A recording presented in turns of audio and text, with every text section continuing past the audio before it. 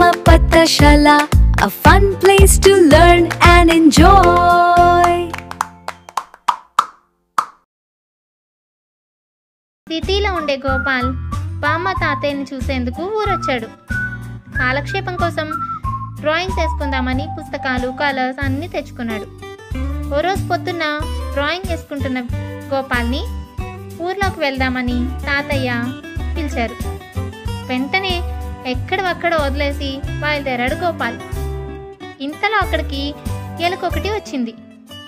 దాన్ని అక్కడున్న కలర్స్ ఆకర్షించాయి. అలికిడి లేకపోవడం చూసి తోకను రెడ్ కలర్లో ముంచింది. మూతికేమో పసుపు రంగు అంటించుకుంది. రంగులు పూసుకొని సరదాగా గడిపేస్తుంటే కాలమే తెలియలేదు దానికి. ఆ కలర్స్ చూస్తుంటే దానికి ఎంతో ముచ్చటగా అనిపించింది. అయితే ఇంతలో మ్యావ్ అన్న పిల్లి అరుపు వినిపించి గుండె గుబేలు మంది.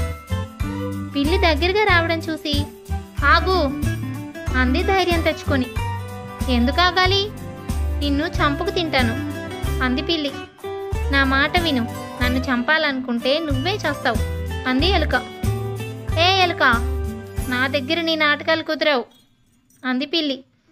ఎలుక, అదెవరు అంది ఏమీ ఎరుగనట్టు. నువ్వు ఎలుకవే కదా అడిగింది పిల్లి.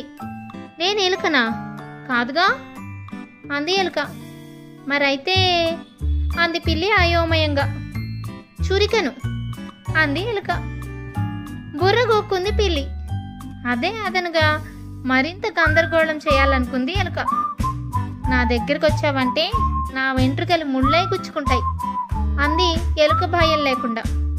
పిల్లికి మతిపోయింది.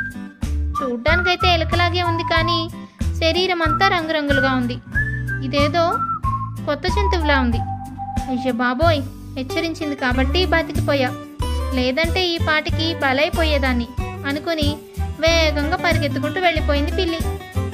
అమ్మయ్యా, వెర్రి పిల్లికి బుర్ర లేదు, బతికాన్రా దేవుడా అనుకుని ఎలుక మామూలుగా తన కలుగులోకి దూరిపోయింది. చూసారా పిల్లలు ఎలుక తెలివితేటలు? ప్రాణం మీదకొచ్చినా భయపడకుండా తెలివితేటలు ఉపయోగించి తప్పించుకుంది.